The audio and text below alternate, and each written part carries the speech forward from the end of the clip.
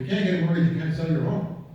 It is a serious business, not just because of the impact of climate on sort of things that we value. It's a serious business because it threatens the very economic structure of where we live. It's real. It's serious. And it's urgent. And it's going to take a minute to expand on what I mean by that.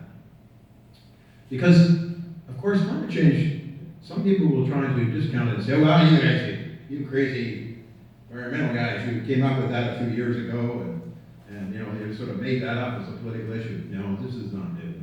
We've known about this for 50, 60 years, substantially. The world, the countries of the world got together in 1992 and they signed an agreement. It's called the Framework Convention on Climate Change.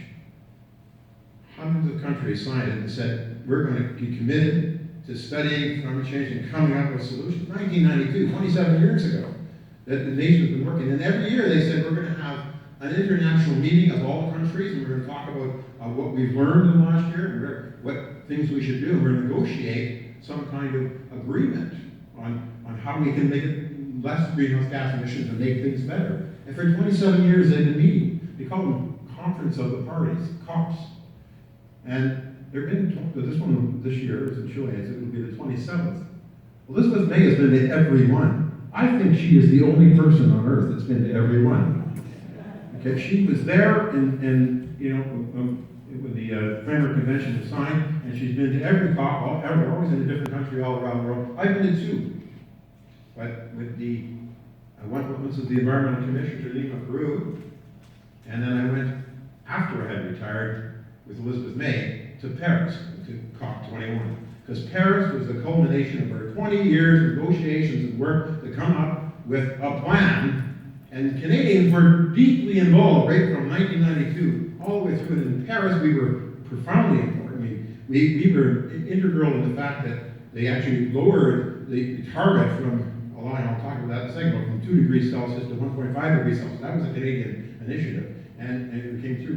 We are deeply committed to that. They got an agreement in Paris, and 197 nations signed that agreement, including the United States, including China, including, just today, 185 nations have ratified. We are deeply committed to this. So this business that you hear about, oh, you know, we don't have to adhere to that.